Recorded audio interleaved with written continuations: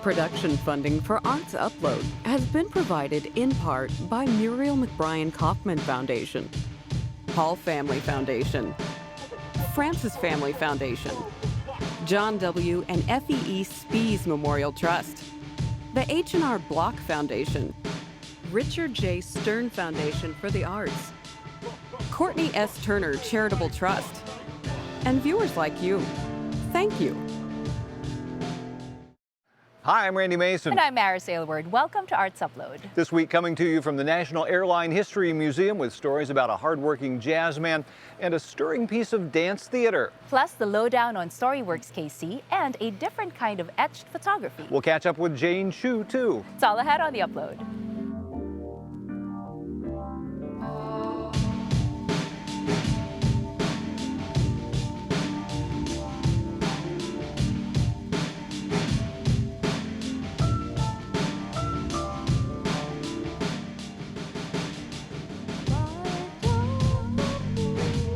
Kansas City jazz is still a big point of pride here, but that doesn't necessarily mean it's easy to make a living at it. Most all the players who keep the sound alive have to be tireless and resourceful. One such example would be the man who leads the Kansas City Jazz Orchestra, Clint Ashlock. As you'll see, that also means playing his trumpet with various bands and getting up earlier than most musicians might prefer so he can teach it too.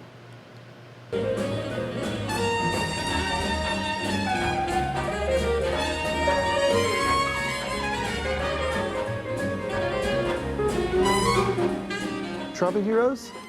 Man, how long do we have? I mean, Freddie Hubbard and Woody Shaw and Clark Terry and Lee Morgan, Chet Baker and Wynton Marsalis and Nicholas Payton and, you know, Stan Kessler. I mean, like the list, you know, is very deep.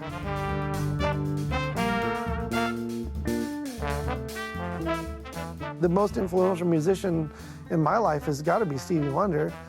Songs in the Key of Life, I mean, that thing is like, that's always in my head.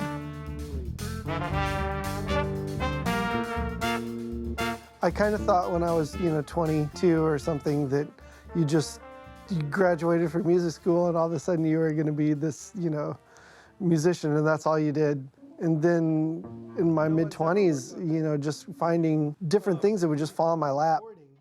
It's probably much better to be that way than to just pigeonhole yourself into being, I'm only going to play hard bop trumpet at a nightclub.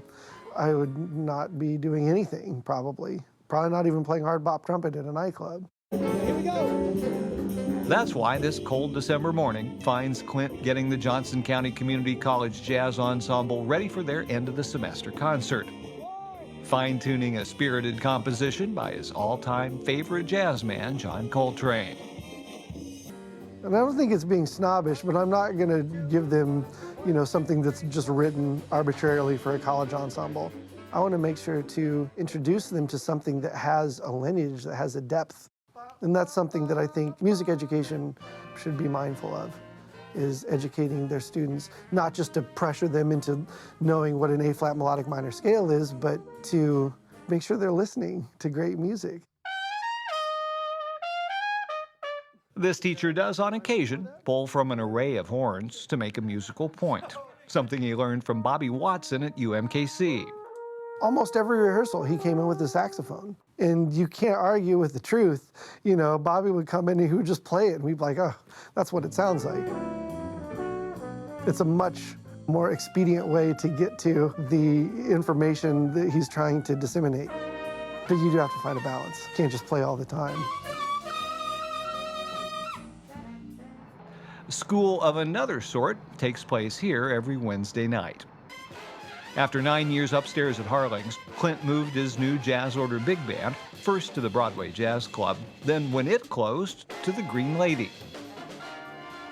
It's kind of become this commune for the younger jazz musicians on the scene to have an outlet to play, to read music, to read charts. It helps your musicianship a ton, just to go in and sight read songs, every week. The New Jazz Order Band is definitely an excellent outlet for blowing off of the steam and just kicking back and enjoying the music. Ashlock finds joy in jazz no matter how it's packaged.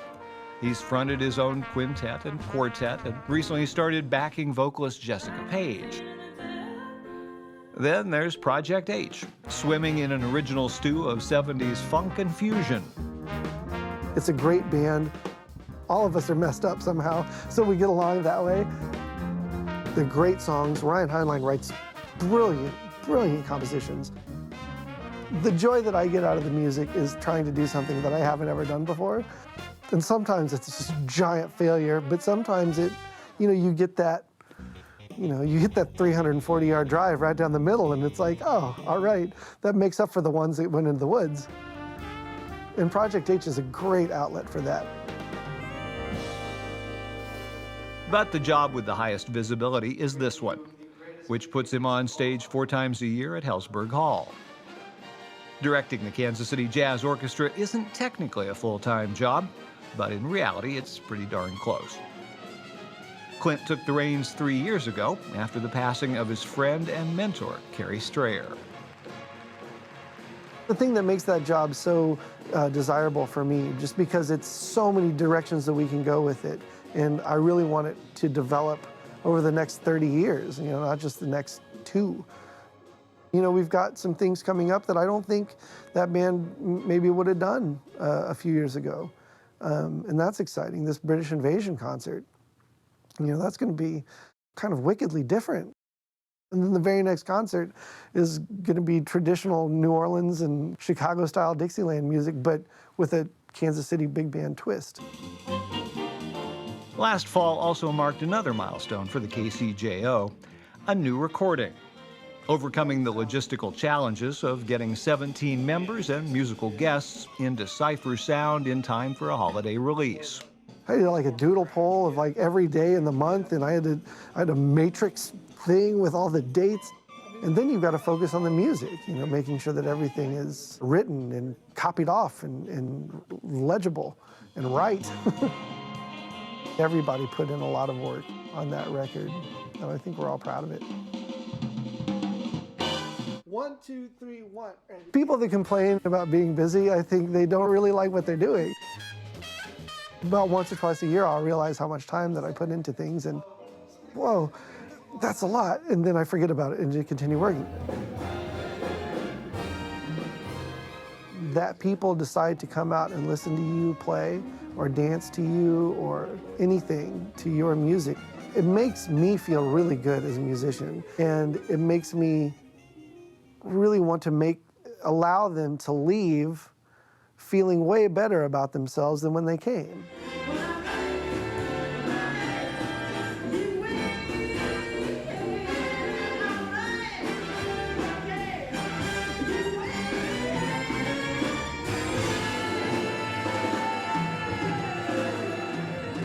Keeping you up to date on the arts in Kansas City is what we do here, but sometimes that can mean pulling something from the past as well. In 2013, KCPT previewed the Sterling Dance Theater's annual production of an original work about the Underground Railroad. On February 12th and 13th, the company, which has its headquarters at the Culture House in Olathe, will again perform Underground at the Kaufman Center. Here's a quick primer on a piece that's as timely now as ever.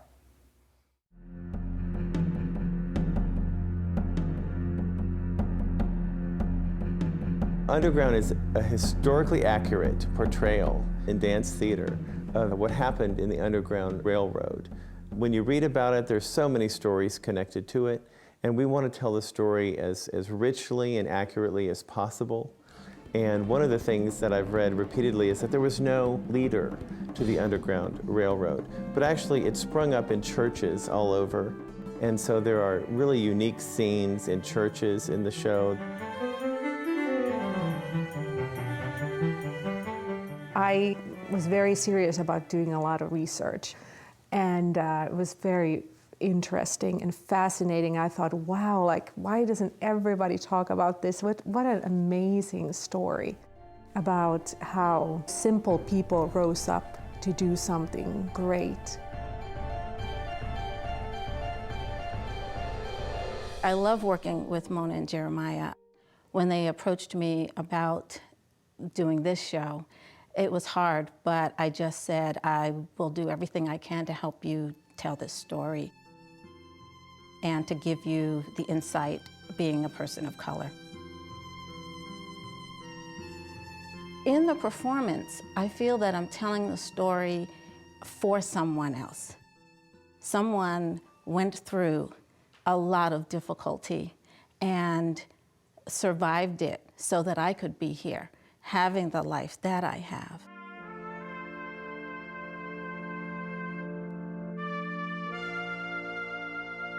Dance theater is really a dance production that is meant to tell a story.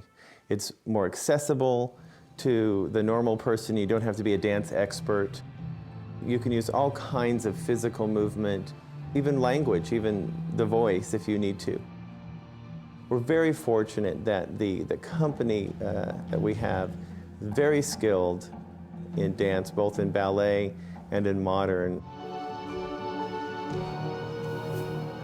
I love trying to find different ways of using the props or the dancers or whatever it is.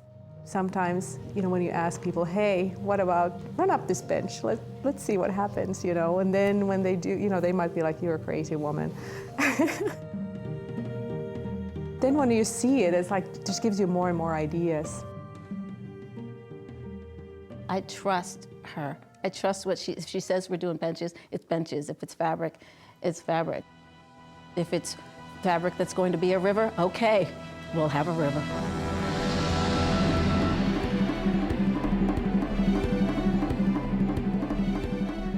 To tell a story like this, of this importance and magnitude, I don't think you could tell it, without putting your heart into it and your whole self.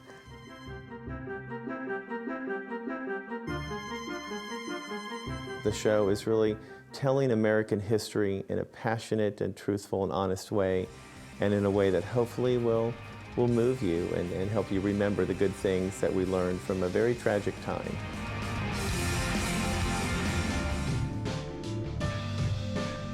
We're at the exhibit space here in the National Airline History Museum at Wheeler Airport. All this got started back in the 1980s with the Save a Connie Foundation, where they literally went out, found an old Constellation in Arizona, rebuilt it, and got it back in the air. And since then, they've been adding more aircraft, other memorabilia, and fashioned an impressive space at Hangar 9 that can also be used for events and receptions. No doubt about it, TWA was a big part of our local history. So was the explosion that rocked Kansas City on November 29, 1988. It killed 6 firefighters and eventually led to convictions and life sentences for 5 people. StoryWorks KC has taken the reporting that Mike McGraw did for the Kansas City Star about that blast and the lingering doubts over the case and shaped a theatrical piece from it.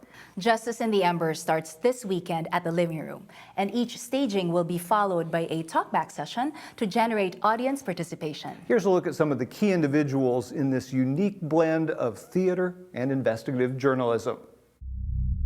Pumper 41, please answer. So StoryWorks Kansas City, it focuses on the aftermath of the 1988 explosion that happened in the Marlboro district and killed 6 firefighters. It was a terrible, terrible tragedy. And the 5 people that were convicted. Not knowing that if something will happen and maybe they won't make it out.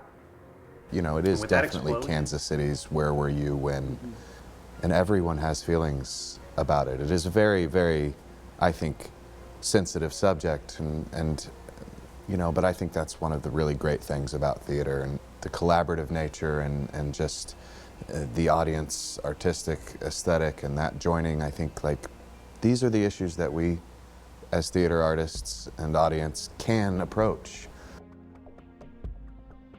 I want to draw attention to this case because I've always thought there's something wrong. I don't know exactly what it is, but there's definitely something wrong here. Well, the amazing thing to me about this one incident, this one little short stretch of time, just a few minutes, when the explosion occurred and 6 firefighters died, the amount of information that can come out of that little compressed period of time is just amazing. The trial transcript itself is 4,000 pages long. It's been both challenging and great having all this source material to work from. Long before I was a playwright, I was a newspaper reporter about 1 billion years ago, and I remember hearing about the explosion when I was actually living in Louisville, Kentucky as a reporter. And I don't want to dishonor the firefighters who died, or their families who are still living, the firefighters who still are working every day. I mean, we've lost firefighters in the city just since I've started working on this, so. The play will change, and it could even change after the show has opened, depending on your reporting. And then we bring in the talkbacks, and people from the community become directly involved in the play by joining us in conversation afterward, and that can also influence the play that we're presenting. Because it is sort of this real-time thing, it allows you to, at the end of the night, have a question that may not be relevant tomorrow because something will be different in the reporting tomorrow. And so that the performance you're seeing is so unique in that it could only exist in this moment based on where we are with the reporting and where we are with this case. It's going to be some interesting conversation. And, you know, certainly here at the Living Room, we've never been a theater that, you know, is afraid of pushing the envelope a little farther maybe than we want to in the hopes of starting conversation. We look for everything, you know, every production that we do here, every play that we present, we focus in on and look for universalities. This is our criminal justice system, you know. It's one of the most current things that we could be really delving into is what happens, what is justice? You can learn more about Justice in the Embers at flatlandkc.org. And next week, I'll take you behind the scenes to learn more about how this unique enterprise came together. Our next story has several things going for it. One, it's about an unusual way of etching photographs into beautiful pieces of art. And two, it's got a lot of green in it because it was shot at the Denver Botanical Gardens, where Lisa Garnis Mallory often gets her process started. Oh my gosh, look. Wow, that's exciting because I like these. When I started this process, I would call it an answer to prayers. One night, it just came to me, I wonder what would happen if I would use needles to start etching off the emulsion of my digital photography. I discovered that I could enhance lines and textures, as well as create depth and light. When you first look at it, the naked eye can't see all the detail until I use a macro lens. And then the detail is what I concentrate on etching. I call my art form etch photography, but it's basically altering and enhancing my photograph. It alters the image by the white marks that I'm making. Every white mark on my photographs is my creative mark. My work has been called feminine yet edgy. My main love is nature. I'll never divert from that, especially florals and butterflies and deer. Since my etching involves taking away color in order to enhance the flower, then I try to get a darker shot. The darker, the better. I survived 2 life-threatening illnesses in 2010. And according to my physician, it's a miracle that I'm alive. Half the reason I fought to live was to continue my artist journey. I like to take certain areas that are already standing out from the photograph and create depth with that. So I have to be very cognizant of that because if I etched everything the same, it would come out flat. Oh, this is perfect.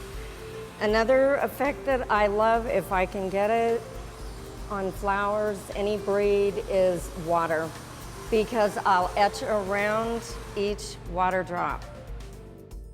Although I classify myself as a fine art photography artist, I'm considered a pioneer in both the fine art and fine art photography mediums. And when I saw my large pieces hanging on the wall of Caribou Art Gallery, it was breathtaking for me. That's the first time that I had ever had my work enlarged that size. It was definitely a milestone in my career. That's how I am. I'm like, oh, yes. Okay, I got really excited about that. Oh my gosh. You know, it wasn't long ago we thought of Jane Chu as one of our own. Then she got the call to head for Washington to head up the National Endowment for the Arts. We thought you might like to see what Jane had to say recently about where she's been and where she'd like to see the arts go.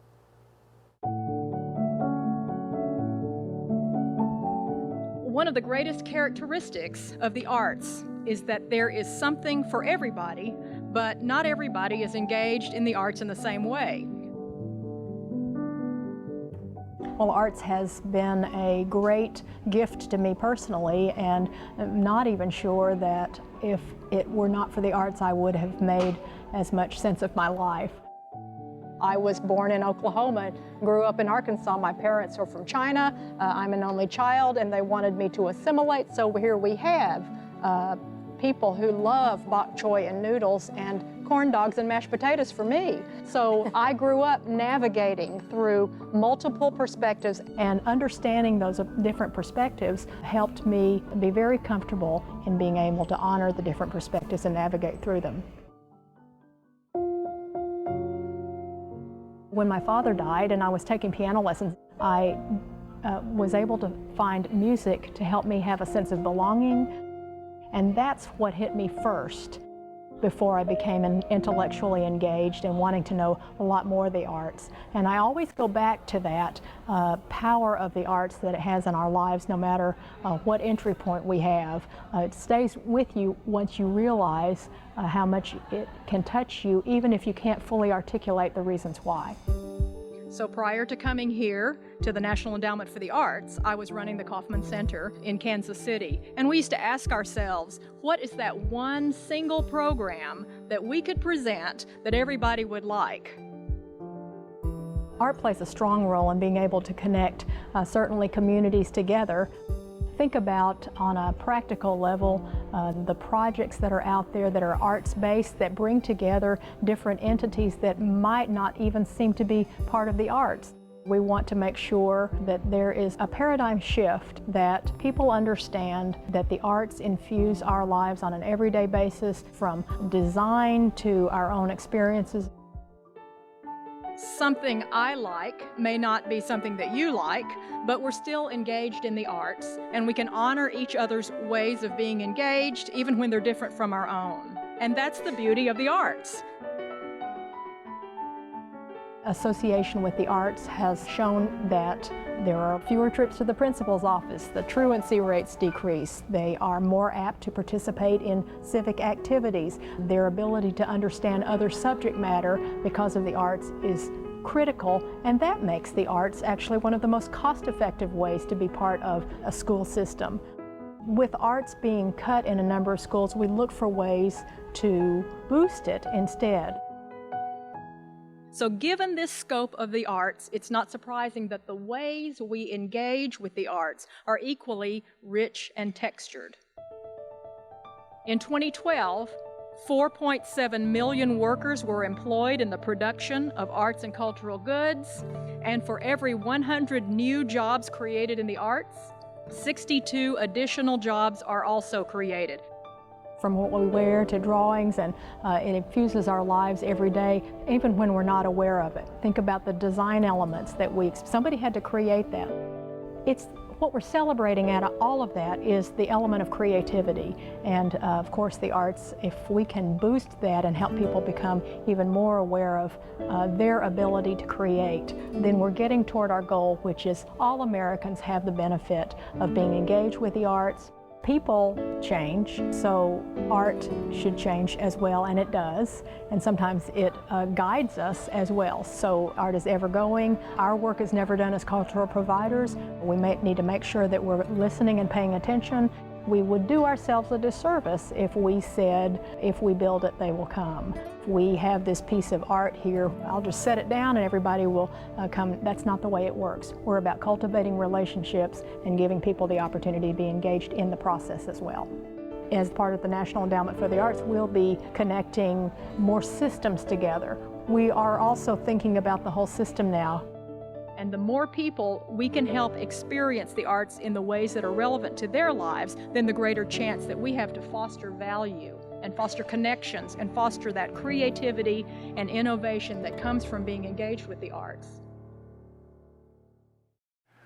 Well, unlike the artifacts they have out here, which seem to have lots of life left in them, we're pretty much done for this week. But we'll return next week with more about what's going on in America's creative crossroads. Till then, I'm Randy Mason. And I'm Maris Aylward. Thanks for watching.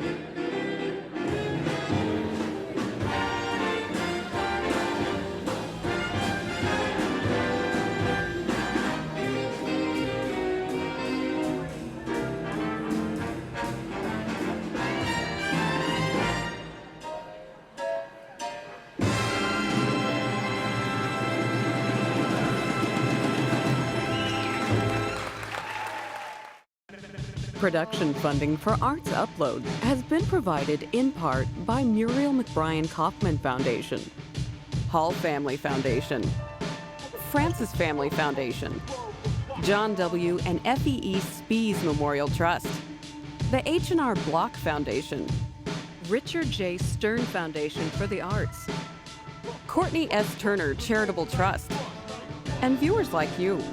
Thank you.